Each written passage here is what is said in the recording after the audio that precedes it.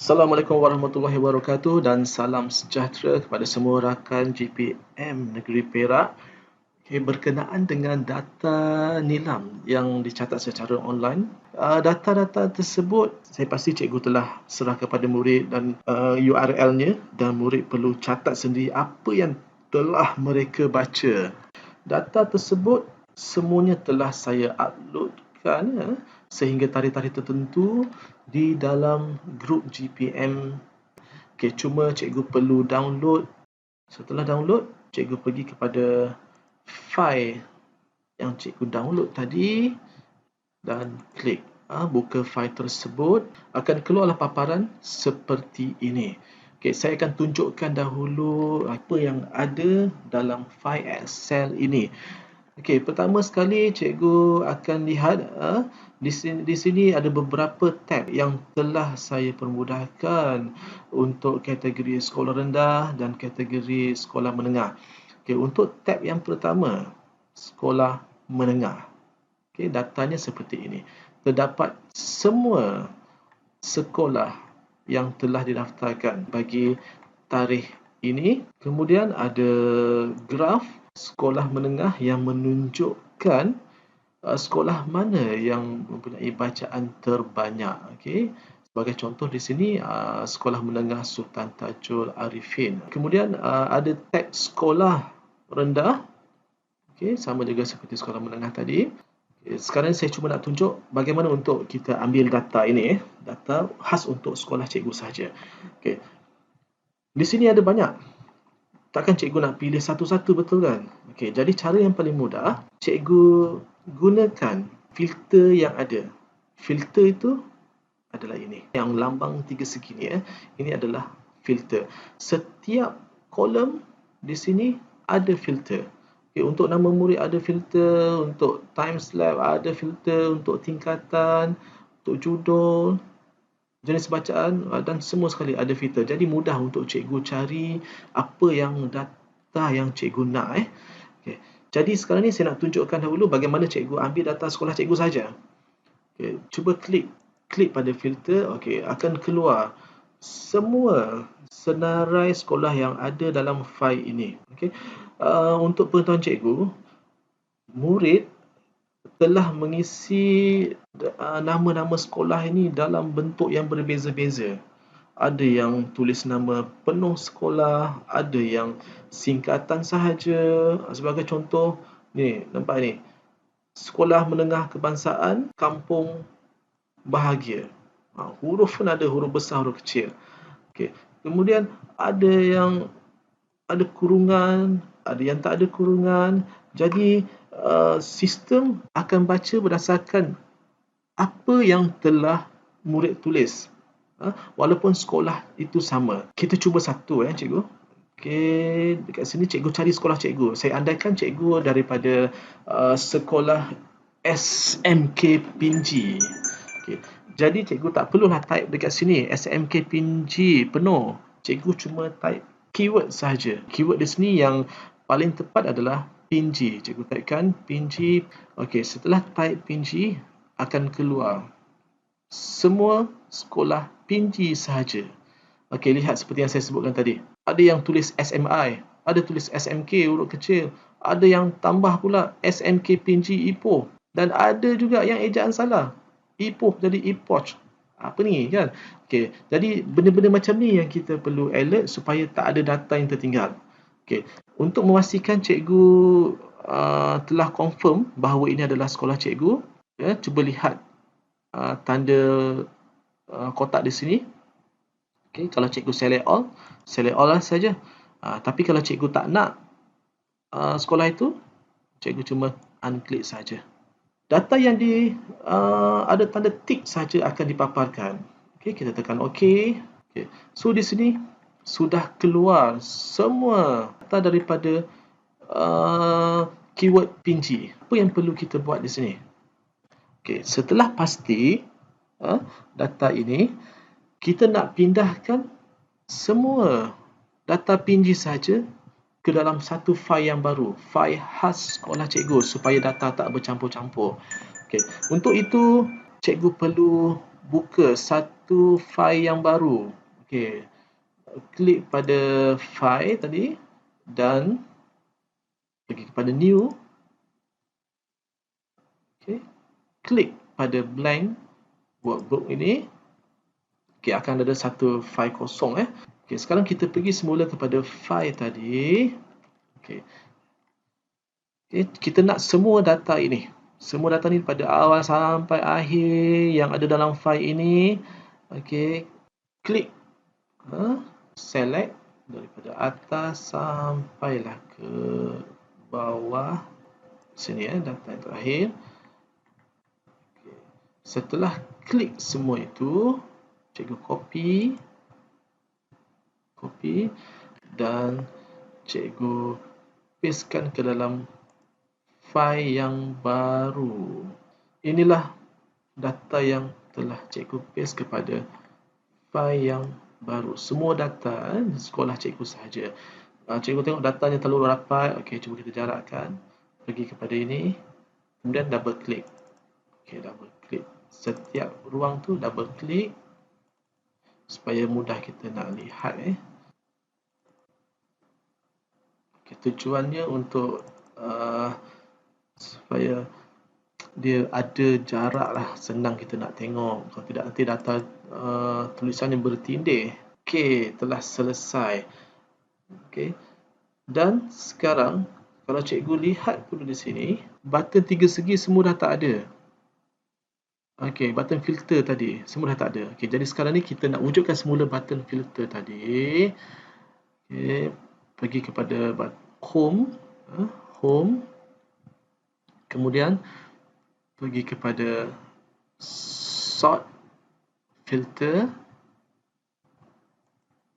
Okay. Kemudian cikgu klik pada filter.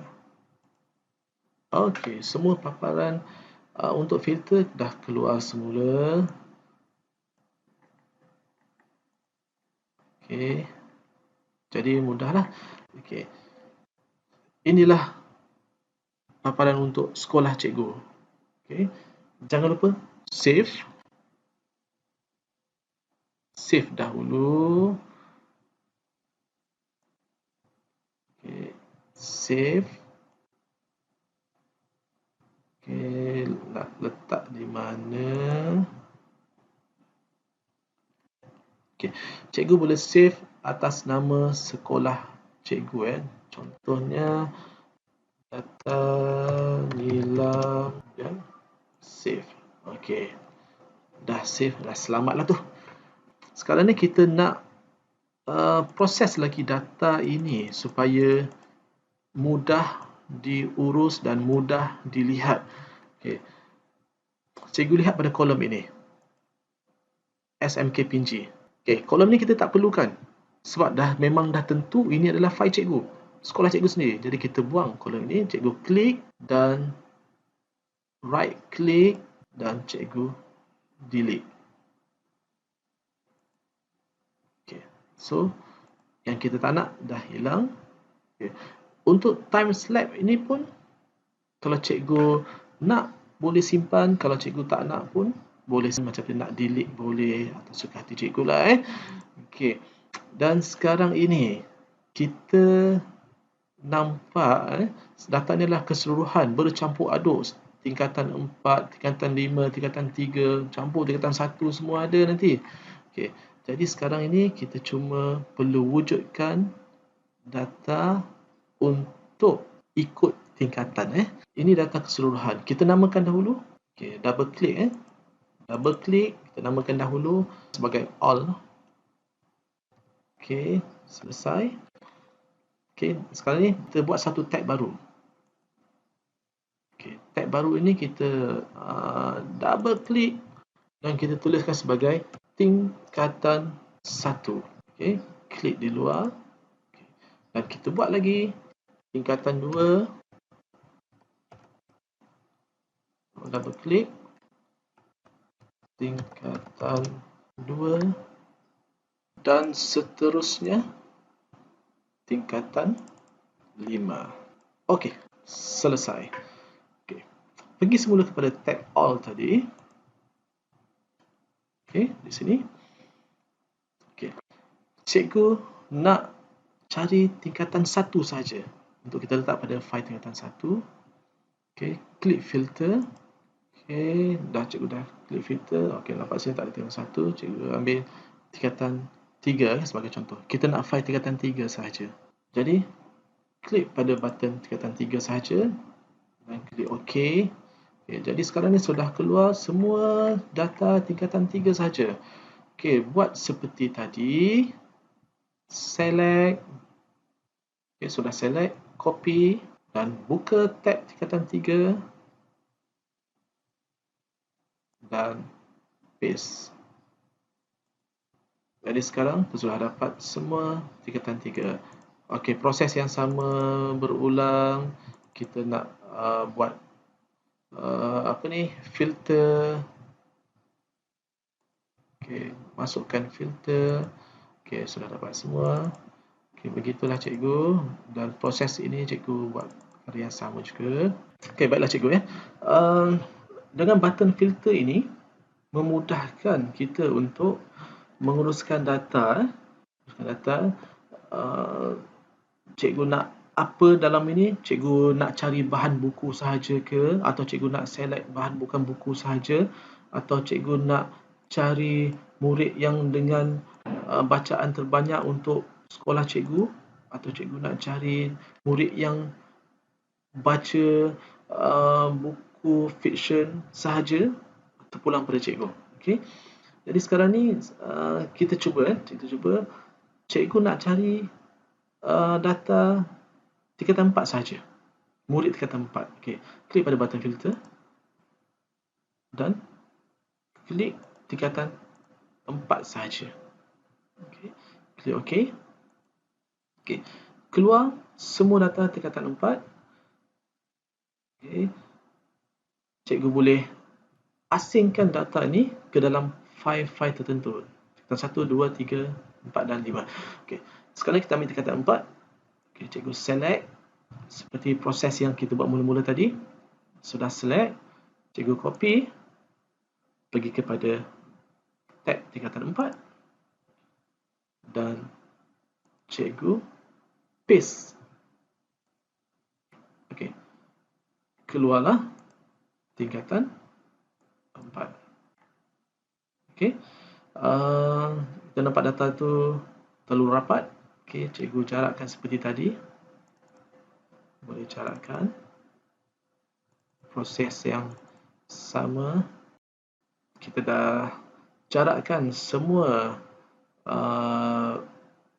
kolom-kolom ini. Senang untuk baca, tak ada lagi huruf yang bertindih. Dan jika ada tambahan-tambahan data yang lain selepas ini yang saya beri, kita masih ulang juga proses yang sama. Cikgu select. Ini contoh. Okay. Data yang cikgu perlukan. Okay. Cikgu select untuk akan datang. Tak perlu select warna kuning ini. Cikgu select data ini saja. Nama saja. Okey, contoh jika cikgu mahu data sehingga nombor 17 ini. Okey, cikgu copy dan cikgu sambung saja pada data yang sedia ada. Okey, klik di sini dan paste. Okey. Jadi data untuk hari berikutnya akan bersambung dalam ini. Okey. Baiklah cikgu, sekian sahaja daripada saya. Untuk makluman cikgu, sistem online ini adalah untuk memudahkan cikgu untuk dapatkan data daripada murid dalam tempoh PKP ini. Sebab sedia maklum, ada sekolah yang mencatatkan data dalam buku, ada yang mencatatkan dalam helaian kertas, dalam fail, dan semuanya berada di sekolah. Bila murid buat nilam dalam tempoh PKP ini, 2 bulan, 3 bulan, 4 bulan ini, tak tahu nak catat di mana. Okey, jadi saya dah sediakan data online ini. So, cikgu tak perlu susah. Habis, data ini akan wujud sehingga tamatnya tempoh PKP. Cikgu jangan bimbang, data ini semuanya saya akan kongsikan kepada cikgu. Okay. Dan tentang pertandingan pula, Itu sebagai nilai tambah saja galakan kepada murid untuk mengisi data ini. Sekian daripada saya. Semoga kita berjumpa lagi. Selamat berpuasa. Assalamualaikum dan salam sejahtera.